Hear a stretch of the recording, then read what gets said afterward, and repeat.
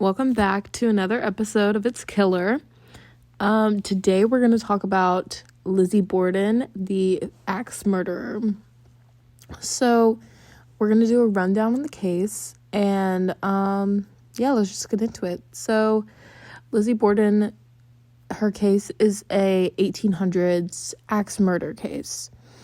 So this occurred in 1892, and Lizzie Borden is a 32-year-old daughter to Drew and Abby Borden. So let's get into it. We'll start with the basics. So the killings occurred on August 4th in 1892 in the Borden's Fall River, Massachusetts home, the night before Lizzie's uncle John Morose had arrived to spend the night. So they've got the whole family there, including Uncle John. He had breakfast the following morning with Andrew, Abby, Lizzie, and Bridget. Uncle John Morse then headed down to town around 9 a.m. to run errands, planning to return later, while Andrew, the father, left for a walk and Abby returned to clean upstairs. Abby is the mother, and for clarification, and Bridget, who was also called Maggie Sullivan, was the family maid.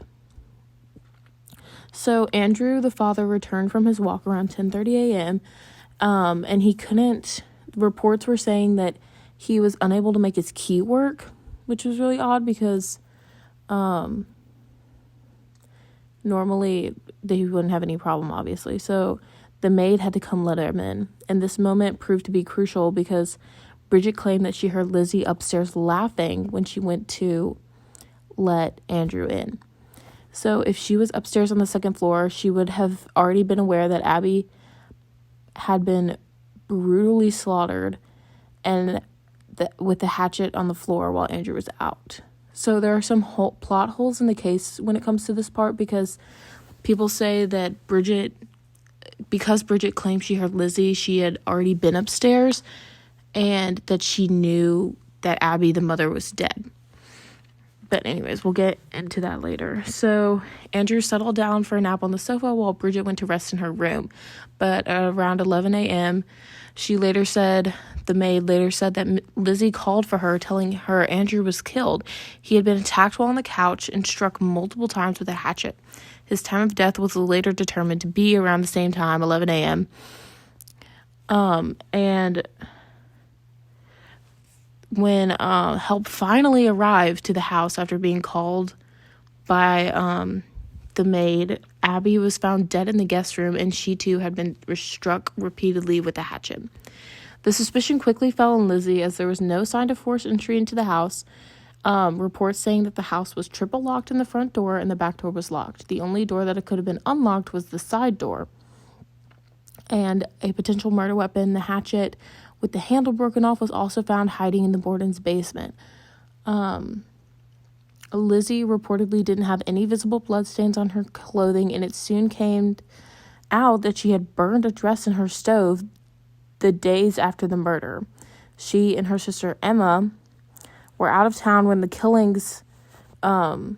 She and her sister Emma, who happened to be out of town when the killings occurred, maintained that she had burned the dress because it was covered in paint stains, which was obviously very suspicious. Lizzie certainly had an opportunity, according to investigators, determined that she likely had a motive too. Although she mostly got along with her father, it was said he could be controlling, and he was often described as cheap and miserly. Even though he was a well-off businessman, the family home where his 2 adult daughters lived was not run like an abode belonging to a wealthy man due to his penny pinching. And while they theorized this may have caused familial resentment, especially because Abby's half-sister needed a home, he bought one for her and put it in Abby's name. Lizzie and Emma were obviously jealous of this and had a tense relationship with Abby, which could further have built some resentment. Another piece of evidence against Lizzie was that she allegedly attempted to purchase prussic acid, which is a deadly poison, from a pharmacist only a day before the murders occurred. Quote, the woman said that she needed to put an edge on a sealskin cape, And we know that Lizzie Borden did, in fact, have sealskin capes, but the pharmacist said he had never heard of it used in that way and refused to sell it to her. Lizzie was charged with the murder in December of 1892, and at her trial, which was a media sensation of the time, began in June 1893. The prosecution had circumstantial evidence against Lizzie. However, she was ultimately acquitted of the murders, and she lived out the rest of her days in Falls River before dying in 1927 of pneumonia. No one was ever convicted in connection with the crime. So the real question is, who really killed Andrew and Abby? Many people consider Lizzie to have been the true killer, and she had evaded justice due to both her gender and lack of hard proof. Although others point the finger at Bridget or Uncle John Morse and Emma. The truth of what happened in the house to this day may never be known. So most people point some fingers at the holes in connection to Bridget, because how could she have been in the house and heard Lizzie apparently, but had no realization that she would have brutally killed her mother with a hatchet, which obviously that's something you would hear, because it's not something you just go around and hitting someone with a hatchet and they don't make a noise or scream or anything. Also, to add to the brutality, it was said that her mother had 40 hits with the axe, but that is undetermined. I believe that it was around 40, but that is not confirmed. Lizzie Borden eventually became an infamous figure in American history, and the general public still consider the probable killer, even turning the crime into that childhood playground rhyme. I know you've all heard it, or you might not have heard it. It's the one about Lizzie Borden took an axe, gave her mother 40 whacks. When she saw what she had done, she gave her father 41. There's also questions when it comes to Lizzie's mental state. Was she really in the right mindset to be doing these things? And obviously someone probably isn't in the right mindset if they're going around killing their family members. But that is led up to psychologists who at the time obviously weren't trained correctly and didn't have enough training to be able to provide that kind of information. She was said to be a normal girl with, while she might, as said earlier, have built family resentment, there is no solid evidence that there was any disruption in the house, like no harsh beatings from her father, no money problems, obviously, other than the fact that he was cheap.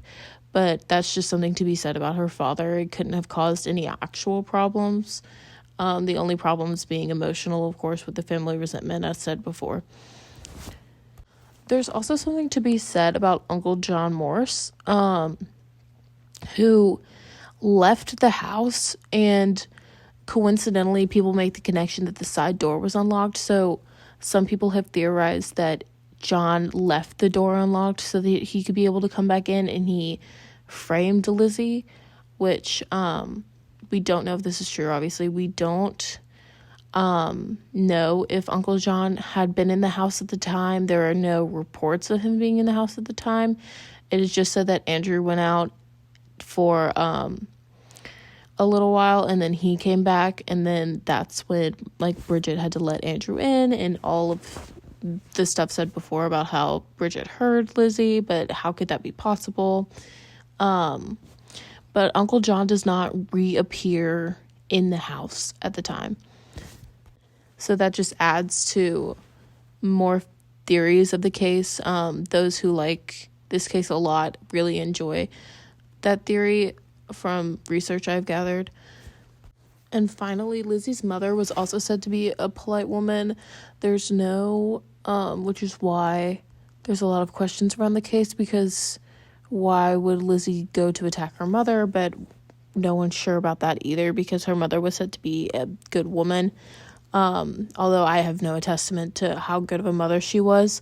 I was just told that I was researching and there were no family problems involved concerning her mother.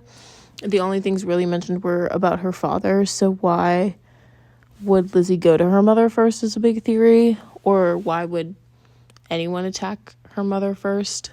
Because, again, we don't know who it really is. All that we know is that Lizzie was committed for the crimes or framed for the crimes, and she got off for it because at the time there was no hard evidence, and many people let her go because they didn't believe, because mind you, this is the 1800s, so they don't believe a woman could do that. And why would a woman ever do that? Because, I don't know, heaven forbid a woman does something, but it's the 1800s, so they have those ideals. So yeah, there are many more theories you could research. So if anyone decides to do research on this case, I know this was a kind of quick rundown, but this case does have many theories, and to get into them, this would be like maybe an hour-long episode. So yeah, I hope you all enjoyed the quick case of Lizzie Borden, and if you're interested, do research, and let me know what you find. I hope you enjoyed.